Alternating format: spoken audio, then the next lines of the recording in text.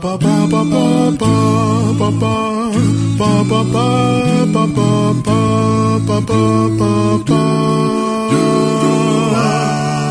MRG como nunca se ouviu.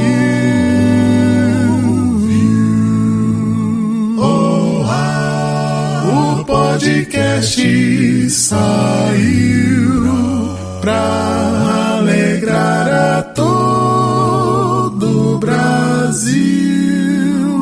Afonso, Beto e o Didi, eles vêm sempre nos divertir com livros, cinema, games e HQs. É só ouvir, é só ouvir.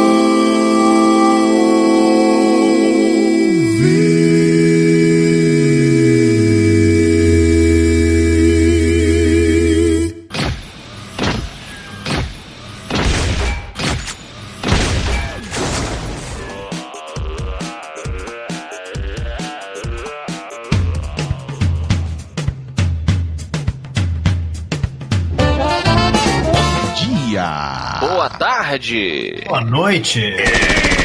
Estamos começando mais um Matando Robô Gigante. This unit is patrolling. Eu sou o Beto Estrada e estou aqui com Afonso Extraordinário Solano. E também Enéas Tavares, meu grande amigo, professor, pesquisador, escritor, Beto, do Brasiliana Steampunk, Guanabara Real, Cartas a Vapor. O cara é o Alan Moore brasileiro.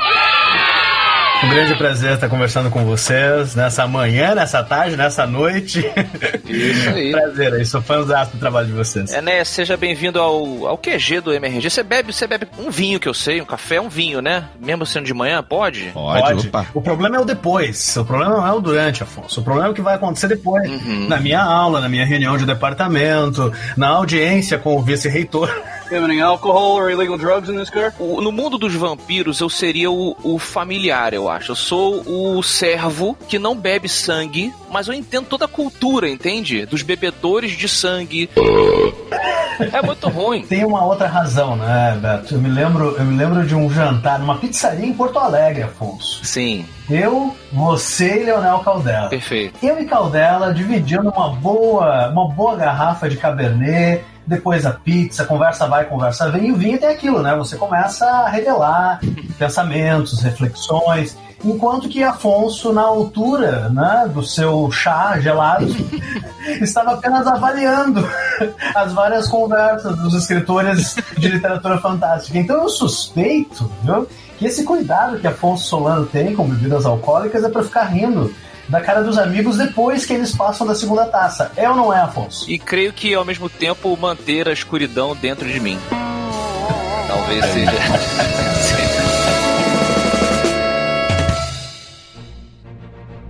Let's take a group of Victorian adventurers and put them together in this rip-roaring, swashbuckling period adventure. So we chose our 5 or 6 favorite Victorian adventures. senhoras e senhores, pois é, estamos falando da excelentíssima obra do senhor Alan Moore e de Kevin O'Neill, A Liga Extraordinária. Enéas Tavares, por favor, traga-nos a sinopse desta grande obra de arte do senhor Alan Moore e de Kevin O'Neill.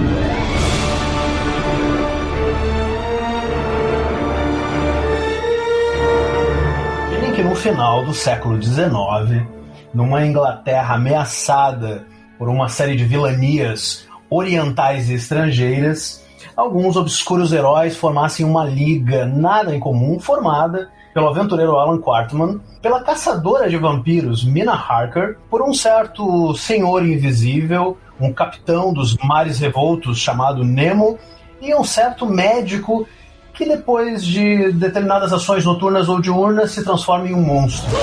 E são esses heróis que vão formar A Liga dos Cavaleiros Extraordinários. Para quem não está tão conectado assim com a literatura, não somente europeia, mas mundial, esses são personagens inspirados em protagonistas de grandes obras que depois se tornaram populares, não só na literatura, mas em filmes, em videogames até, e outros quadrinhos, que o Alan Moore ele se apropriou, né, mas fez uma grande homenagem com esse grupo de heróis e heroínas aí, e vilões também, né, e lugares fantásticos. O Alan Moore, todas as obras dele são permeadas pelas influências dele, né? Então você pega assim, Prometeia, você vê que o cara fez um puta estudo ali de literatura grega pra botar aquela obra de pé. Quando você pega o clássico Watchmen dele, você vê que o cara tá ali definindo a Era de Ouro, a Era de Prata, a Era de Bronze dos quadrinhos e criando a obra dele. Eu acho que isso é uma assinatura do próprio Alan Moore, né? Esses personagens falam como as suas contrapartes literárias, né? Sim. A forma como a Mina Harker menciona, né, esses heróis e vilões, né, e o seu repúdio a uma determinada opressão masculina, enfim, a voz do Alan Quarterman, os diferentes tons de vozes do Jekyll de um lado, que é super amedrontado, e o Hyde do outro, né, que é a explosão e extrapolação de todos os desejos e fúrias, né? Essa é uma característica muito especial da obra original. Então não é só pegar esses personagens e os nomes e as situações, mas é de fato, né, reapresentar eles para uma nova audiência, respeitando essas características, mas ao mesmo tempo produzindo uma história que é muito divertida, né? Eu acho que a Liga Extraordinária é um dos quadrinhos mais divertidos dos últimos anos, o que é uma das grandes qualidades aí da obra do Moore e do O'Neill. E parte dessa diversão é justamente você pegar esses personagens que você talvez já tenha ou sinta que os conhece muito bem em suas obras originais e jogá-los em um cenário inesperado. Então, assim, como é que a Mina Harker, pra quem não pegou, é a esposa do Keanu Reeves no Drácula. No Drácula, né, ela sobrevive, aqui dá a entender que ela sobreviveu depois do encontro do livro do vampiro, e ela tem cicatrizes emocionais, vamos colocar assim, muito maiores do que qualquer outra coisa, mas a princípio ela não tem poderes, né? Às vezes as pessoas lembram do filme. Uma das razões da mediocridade talvez tenha sido porque eles não compreenderam que o especial da Mina não era ela precisa de um poder, ela é vampira também. Não, é que ela conviveu com um monstro, né? Ela enxergou a monstruosidade, e aí como é que isso se transcreve na relação dela com esses homens, né, que a cercam. E lembrando que a Mina não é só uma integrante, né, Afonso? Ela é a líder da equipe, né? A líder. Essa é uma das coisas muito legais, assim, da Liga, que é ver aquele monte de aventureiro, capitão, monstro, cientista, sendo liderado e muitas vezes, né, sendo repreendido pela Mina Harker, que muito bem apontado, né? Diferente do filme, ela não tem superpoderes. Não. Ela é a mulher que sobreviveu ao Drácula e o mais importante, ela sobreviveu ao casamento vitoriano. Você vai vendo que realmente ela é o pilar, ela é a cabeça que faz funcionar, porque aquele bando de homem maluco ali, eles não conseguiriam sobreviver sozinhos. Você tem um psicopata invisível, você tem um outro cara que ao mesmo tempo que é um covarde, é um monstro. O Mr. Hyde aqui é retratado como a essência do homem primitivo, né? Aquela coisa realmente de dar vazão aos seus desejos violentos, sexuais e, né, tudo aquilo que a gente não quer que a sociedade descubra que nós temos dentro de nós. Você tem um cara que só quer se drogar e é um puta cafajeste escroto. E você tem o Afonso. Ei! Que é o Capitão Nemo. Que é um cara que é controlador com aquele bigode, tá ligado? E aí você tem a mulher ali pra realmente gerenciar essa loucura. Ou seja, sem a mulher, os homens não conseguiriam sobreviver e tirar o seu melhor, né? Isso é muito foda. O Alan Moore, eu diria que quase todas as suas obras, ele transparece esse profundo conhecimento acerca da relação homem e mulher e dessa balança, né, natural. Já que o Afonso puxou, né, essa temática homem e mulher, vocês sabem de onde saiu a ideia da Liga Extraordinária? Vamos lá, vamos ver. Uma palavra: pornografia. Mas sim. Essa é a palavra, essa Essa é a palavra que o Moore usa. No início da década de 90, ele fundou uma editora independente, que depois acabou fechando, que é a Mad Love, para publicar 2 obras, que era o From Hell, né, que a gente viria a conhecer anos depois, e uma outra obra que era uma obra pornográfica em quadrinhos chamada Lost Girls, publicada no Brasil também pela Devir, que publica a Liga, né? E que é uma obra que ali foi o primeiro momento em que o Moore, junto com a Melinda Gabb, né, que depois viria se tornar uma quadrinista norte-americana, depois viria se tornar a esposa do próprio Moore, é a primeira vez que ele faz esse mashup com personagens literários. Então é um quadrinho pornográfico que une a Wendy, a Dorothy e a Alice, né, as heroínas das nossas histórias infantis, que cresceram e estão vivendo nessa Europa, né, no início do século XX. Originalmente, o plano do Moore era usar também a Mina. Era usar a Mina Harker para formar não esse trio, mas esse quarteto, né, de grandes heroínas vivendo essa experiência erótica em um hotel, né, no início da Primeira Guerra Mundial. Mas em algum momento o Moore decidiu deixar a Mina de fora, né, e se concentrar só na Wendy, na Dorothy e na Alice. E ao deixar a Mina de fora, ele começou a pensar isso, né? Tá, mas e se eu for fazer uma outra história com a Mina Harker, que outros personagens combinariam, né, com essa grande heroína criada pelo Roy Stalker? Então, na verdade, assim, a Liga Extraordinária, que por sua vez também vai dar origem ao American Best Comics, tem a sua origem lá no Lost Girls, né, com esse primeiro exercício que o Moore faz ao misturar alta literatura, cultura do século XIX, início do século XX e, como ele sempre gosta de ressaltar, pornografia.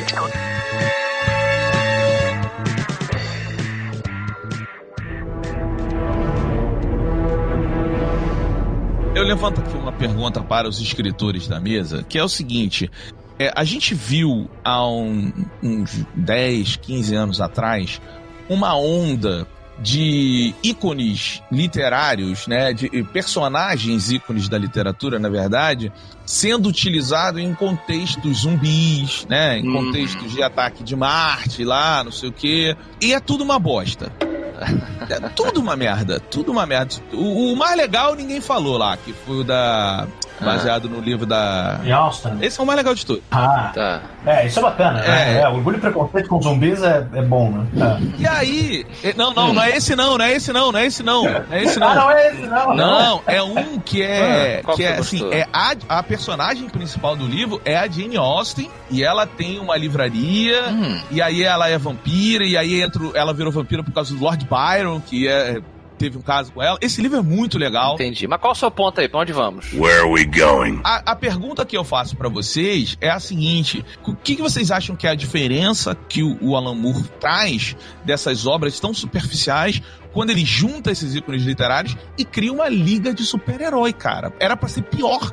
E é uma das coisas mais legais que os quadrinhos têm. E aí, Enéas? Começando aí com o convidado. Bom, primeiro, né, é Alan Moore e Kevin O'Neill. Então eu acho que a dupla de criadores já dá um salto, assim, pra qualquer ideia, ou mesmo execução que poderia ser um pouco mais chata, né, Beto?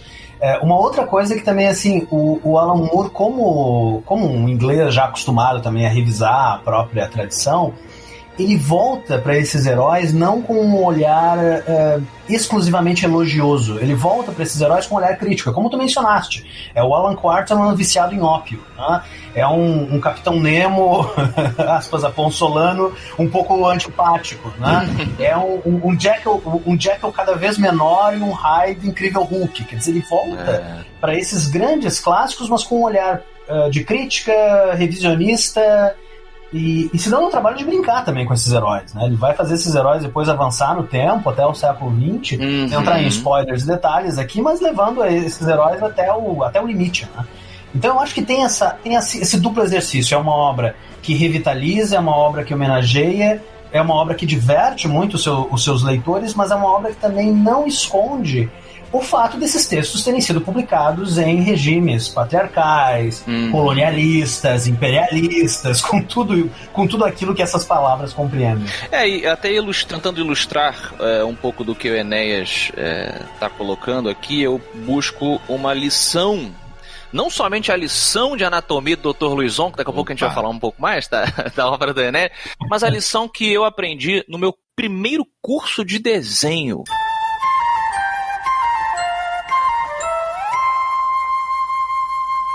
nas minhas primeiras aulas de desenho, eu conheci um aluno e o cara, ele só queria desenhar gente forte e mulher forte, super-heróica. E aí o professor ficava dando referência pra ele, não, desenha uma pessoa normal, desenha alguém com a dobrinha, uma pessoa mais gordinha, uma pessoa mais magrinha, e o moleque, não, isso é muito chato, mano. Eu não sei porque que ele é paulista aqui na minha inventação. Muito chato, mano, eu quero desenhar as pessoas fortes, mano, nada a ver e tal. E aí o professor sentou e começou a explicar pra ele, cara, pra você, o cara que, sei lá, o Jim Lee, quando o cara desenha o Hulk, ele só consegue extrapolar a musculatura humana porque ele conhece profundamente ela em seu estado natural. Então, o Alan Moore é um dos grandes. Ele se destacou porque ele é um profundo conhecedor do meio que ele muitas vezes diz odiar, dos super-heróis. Né? Ele tem um olhar muito perverso em cima do gênero de super-herói, uma decepção muito palpável. Tem umas entrevistas dele, uma particular onde ele fala sobre o Stan Lee, que é uma coisa que nem todo mundo vai gostar de ouvir. Ele fala umas, entre aspas, verdades ali, pontos de vista sobre a indústria, mas principalmente sobre o que o Stan Lee representa, que você entende que ele enxergou um pouco abaixo da linha do mar ali, então para ele as coisas não são mais coloridas como são para todo mundo. Então acredito que isso faça parte, aí retornando, da excelência do Alan Moore acerca de trabalhar esses personagens, de desconstruí-los e reconstruí-los nesses cenários retrofuturistas aqui, de uma maneira que você ainda os reconheça a partir das obras originais e ainda assim, né, se reapaixone por eles, porque eles se tornam pessoas realistas.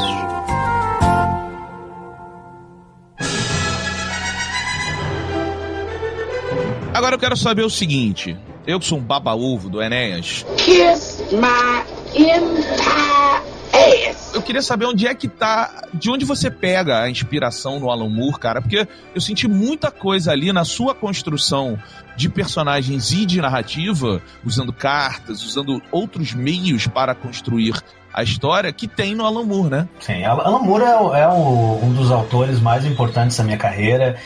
Eu considero ele um dos maiores autores vivos. Eu não canso de ler, de reler, de pesquisar coisas e traduzir coisas, né? O Moore tem uma produção de ensaios e textos críticos ainda inédito no Brasil, né? Fica a dica para alguma futura editora aí, né? E quando eu comecei a pensar no Brasiliano Steampunk, de saída cara, por que nós não temos uma Liga Extraordinária? Se misturou um pouco, viu, Beto, o leitor fanboy do Alan Moore, do Kevin O'Neill e das outras obras, mas também o professor de literatura que ficou assim, cara, por que as pessoas conseguem, Alan Moore e companhia, conseguem transformar a literatura inglesa e vitoriana numa coisa tão divertida? E por que no nosso caso a literatura brasileira ela é revestida, né, daquele verniz de seriedade, de grandes discussões? Por que nós não temos alguém fazendo isso aqui? E o Brasiliana nasce com essa proposição, é uma liga extraordinária com os nossos heróis. Mas não só com essa proposição, né? Aquilo que eu elogiei antes, né, a forma como o Moore homenageia as vozes dos personagens, tentei levar lá para o Lição de Anatomia também. O Lição de Anatomia, para quem é expert em Alan Moore, reconhece como o primeiro quadrinho que ele escreveu do Monstro do Pântano, né? A história clássica em que o Monstro do Pântano se descobre, né? Não como um homem transformado em vegetal, e sim como um vegetal que acabou absorvendo consciência, se chama Lição de Anatomia, né? A Lição de Anatomia é uma brincadeira com o Jack the Ripper, né? Do Inferno é um grande estudo a respeito do nosso Jack o Estuprador, e por aí vai, né? Eu acho que o Moore acaba inspirando, né, não só o Lição de Anatomia, que é o meu primeiro livro, mas também todo o resto da minha produção, que inclui o Guanabara Real, que continua explorando um pouco essa coisa do steampunk, só que numa outra cidade, né, ao invés do cenário sulista, a gente vai para um Rio de Janeiro steampunk, além do A Todo Vapor, que é a outra série que eu venho me dedicando nos últimos tempos. Dentro disso que você está falando, você não acha que é também porque o inglês ou até o americano, eles nascem admirando a literatura deles, enquanto aqui, tirando o Brás Cubas, que as pessoas são obrigadas a conhecer, ninguém conhece um Capitão Rodrigo, ninguém conhece um João Romão, ninguém conhece um Mandrake, não o Mandrake dos quadrinhos, mas o Mandrake do Rubem Fonseca. Sabe, a gente tem tantos personagens. Eu julgo a literatura brasileira uma das melhores do mundo mesmo, assim.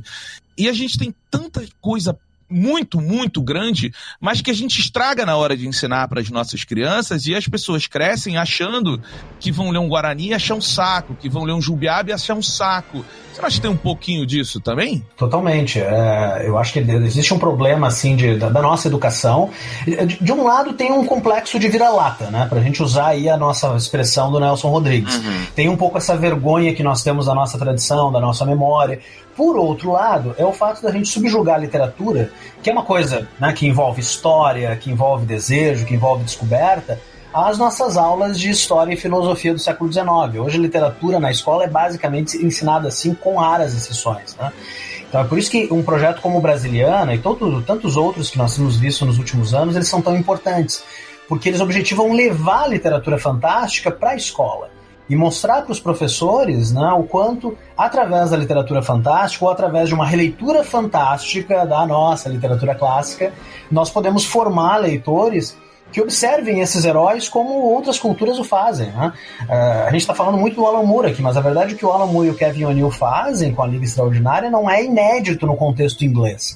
Quase 10 anos antes, o Kim Newman, que é um importante escritor londrino, escreve uma obra chamada Ano Drácula, que é sob um certo aspecto, assim, um prenúncio da Liga Extraordinária, né? Porque o Ano Drácula, além de reunir um monte de personagens, como o Moore faria depois, parte da seguinte suposição, né? E se o Drácula tivesse ido para Londres e, ao invés de ter, né, enfrentado Jonathan Harker e outros, né, tivesse vampirizado a Rainha Vitória. Foda. E aí, a partir dessa hipótese, o Kim Newman faz um monte de coisas, sabe? Relendo desde personagens conhecidos como personagens obscuros. A França faz isso, a Espanha faz isso, quer dizer, é uma tradição de reconhecimento da sua história que eu acredito que nós estamos começando a fazer agora.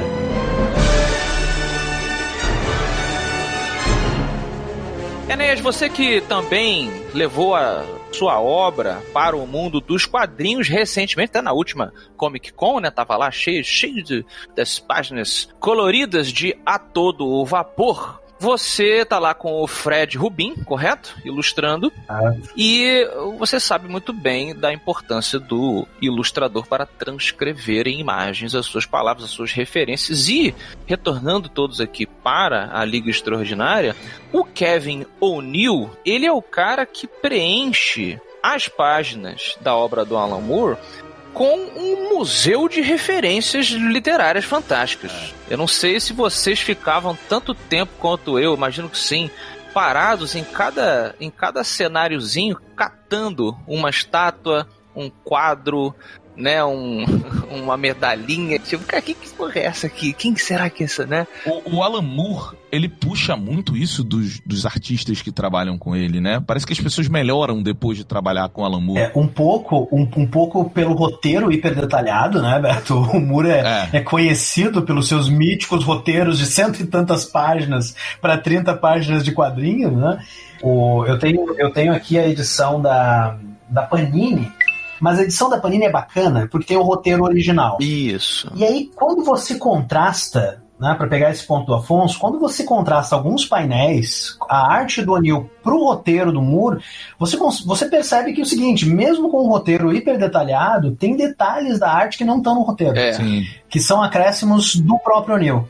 Tem um painel que eu adoro no capítulo 5, capítulo 6, é na reta final do primeiro volume, em que você tem aquele dirigível, né, que está usando a Cavorita, né, que está lá sendo usado pelo Fu Manchu para destruir Londres e tal. E tem um painel que é uma perspectiva superior que mostra a população de Londres olhando para cima, apavorada com aquele dirigível, né? E aí, no meio da multidão, tem um sujeito que usa uma plaquinha cego. Sim. E ele tem aquele potinho, né, que ele recolhe moeda. E aí o cego tá olhando pra cima também. E assim, ó, maravilhoso, maravilhoso. Isso não tá no roteiro. Isso foi uma edição completa do Kevin O'Neill. O Moore, inclusive, nas entrevistas sobre a Liga, né, ele menciona que o O'Neill tem muito essa tradição do cartoon inglês, né? Ele tem toda uma carreira, assim, fora dos quadrinhos comerciais. Pois é. Indo muito por um viés cômico, assim. E esse viés cômico a gente percebe em várias páginas da Liga E eu, assim como o Afonso, acho que é um dos charmes, assim, dessa obra. A própria textura que o Kevin O'Neill coloca nos desenhos é algo muito particular da arte dele, diferente de muitos outros, né, quadrinistas, assim, artistas, até pelo tempo, né, que eles têm que produzir as páginas. A gente tem muitos amigos que trabalham com quadrinhos e amigas.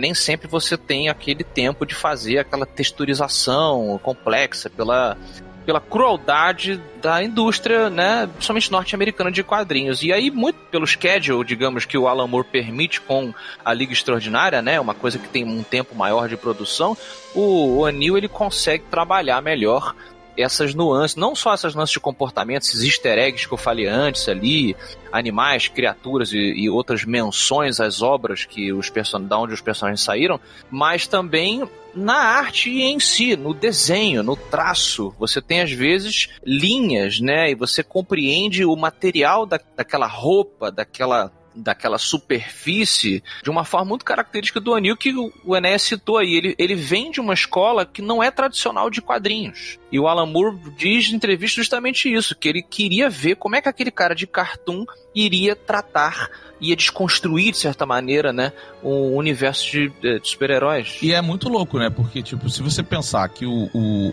ilustrador original era o Simon Bisley, que é um cara fodão também, mas é um cara, assim, que é muito fiel a anatomias e essas coisas, a gente ia perder uma das coisas que eu acho que é o que causa o primeiro estranhamento. As silhuetas dele são muito fortes. Tanto o Jekyll and Hyde, quando ele é frágil, ele é um varapau, mas no outro ele se transforma muito além de um Hulk, né, cara? E meio um macaco, gurilão, assim, é legal isso. Só um detalhe, abrindo um parênteses aqui com respeito ao Jekyll and Hyde, né? Na obra original do Stevenson é o contrário, né? O Jekyll é um homem alto e tal, magro, e o Hyde é um sujeito encurvado, né? E aí o Moore e o O'Neill pegam uma frase, né, em que o Stevenson diz, né, que o Jekyll tá dizendo assim, olha, o meu medo é que Hyde cresça de tamanho e que ele comece a me dominar. E aí o que o Moore e o O'Neill fizeram é isso. Como a obra se passa, digamos, 15 anos depois da obra original, na Liga Extraordinária você tem um Jekyll pequeno, magro, encurvado e um Hyde gigantesco, né? O que no traço do O'Neill, como o Beto bem mencionou, fica muito marcado. Né? Uma coisa ainda acerca do desenho, e falando particularmente do Mr. Hyde, é o detalhe das bochechas, né, do Mr. Hyde, que elas são, se você olhar com cuidado, elas são vazadas. Você consegue ver a musculatura, a pele, como se ela estivesse rasgando. E você vê em entrevistas com Kevin O'Neill ele comentando isso, que a ideia foi, cara, o cara ele tá crescendo. O Hyde, ele é a inspiração original do Hulk, né? A gente tá citando aqui o Hulk. É aquela coisa, começa de um lugar, vai para outro, e do outro, né, inspira o outro e vai e volta. Mas é aquilo, quer dizer, a pele, ela vai acompanhar. A gente vê pessoas que ficam muito fortes ou muito gordas e emagrecem, a pele sofre. E o que aconteceria com a pessoa que tá sempre crescendo e encolhendo? Crescendo e encolhendo. E aí? A pele do cara fica uma merda. Então é um detalhe que o desenho acrescentou. Painting should make you happy. A gente tá falando mais dos primeiros volumes, né? Mas eu gosto muito do Century, dos 3 volumes, o 1910, 1969 e 2009, né? Porque ali, do ponto de vista da arte, o Kevin O'Neill tem um perfeito laboratório de experimentação para mostrar a passagem das décadas através da imagem. Tem vários painéis desses 3 volumes em que não tem texto, em que é simplesmente painéis da rua, são ruas londrinas, né, ou de outros contextos que são visitados pelos personagens e heróis, em que a gente vê assim, ó, através do painel da rua, você vê o carro mudando, você vê a roupa mudando, você vê o jornal mudando, você vê a tecnologia mudando, né? Então o O'Neill também é esse sujeito que, além de todo esse rigor, né, com a aparência dos personagens, ele nos dá um mundo que é, do ponto de vista visual, absolutamente rico e uma aula, né? Eu acredito que para um artista gráfico pesquisar e passear e estudar cada um dos volumes da Liga Extraordinária é uma fonte de inspiração inesgotável.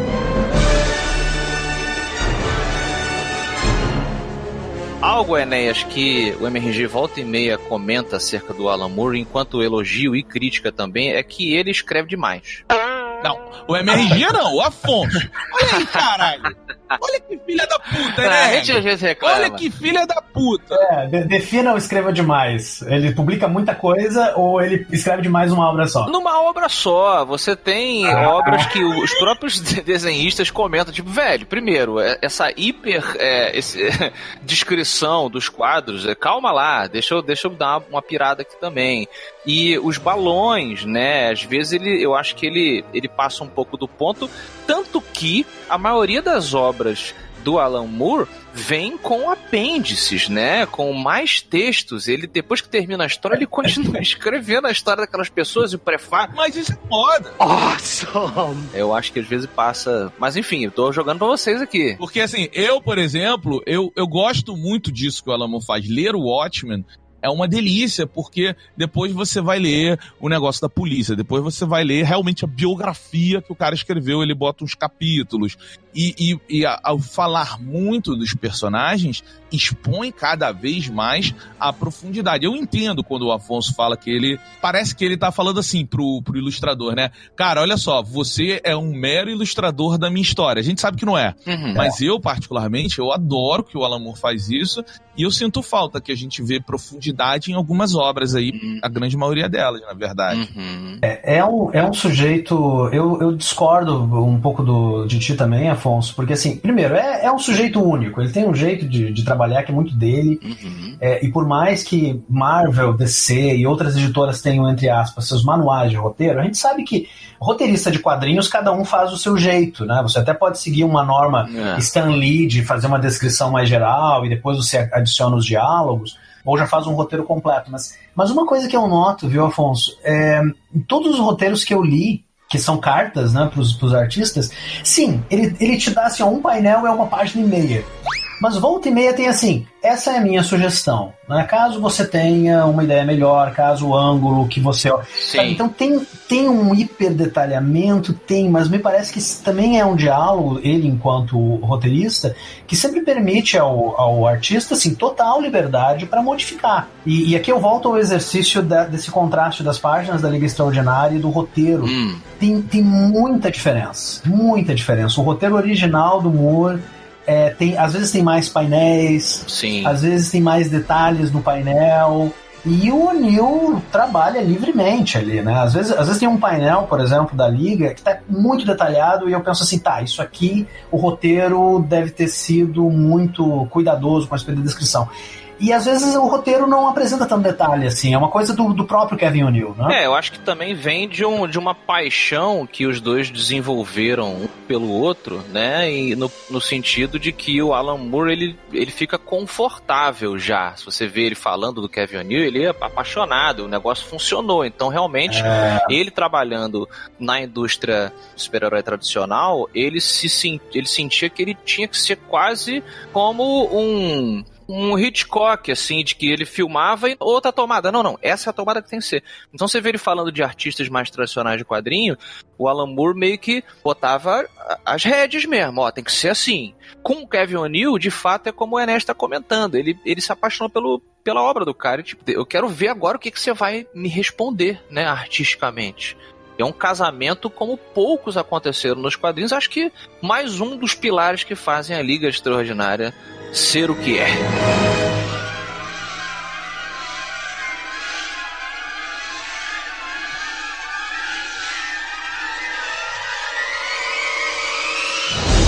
Mas eu concordo, eu discordo desse ponto específico, Afonso, mas também entendo a crítica. Sim. Eu acho que é um dos diferenciais do Moore, às vezes ele pesa a mão no texto, sim, mas eu acho que é um dos diferenciais que nos fazem assim, não só ler o Moore, mas também reler o Moore, né? Eu gosto muito dessa diferença. Em literatura a gente fala muito disso, né? O Ítalo Calvino, do Porquê Ler os Clássicos, ele menciona isso. Não, a boa literatura é aquela que você relê, é aquela que você está relendo.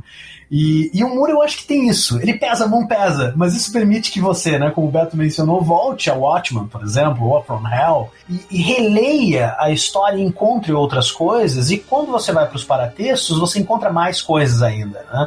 O que é cada vez mais raro a gente encontrar nos quadrinhos ou mesmo em outros projetos. É aí que eu acho que vem a diferença, né? E isso expõe a pobreza do leitor e a pobreza do artista que a gente vem vivendo hoje em dia, não é isso? Oh, wow, you look pretty cool. Deixa eu perguntar pra vocês dois. A gente tá falando muito do quadrinho em si, né? Mas o que vocês têm a dizer sobre os paratextos, os extras da Liga Extraordinária? Apesar de eu ter feito essa provocação que rendeu muito bem, eu sou, como vocês sabem, um fã do Alan Moore e eu sou um consumidor voraz desses textos adicionais das obras. Eles são um momento particular das obras dele, né? Eu normalmente termino de ler o quadrinho, deixo passar um tempo, não sei de vocês, aí vou querer saber, e aí eu passo para essa leitura mais tradicional, porque normalmente são textos muito densos, pontuados de ilustração, ao contrário dos quadrinhos, né? Eu sou fã, eu ainda que eu acho que às vezes ele exagera um pouquinho e conta coisas que não precisava saber obrigatoriamente disso, ou não são tão bom. Às vezes eu sinto que esses textos, eles acabam como um anticlímax. Eu tenho essa impressão. Eu tenho essa impressão também, às vezes, né? São textos instigantes, interessantes, mas às vezes eles não são tão afiados quanto o texto do quadrinho, né? Mas isso não é também o Alan Moore não sabendo parar? You know I'm not gonna stop.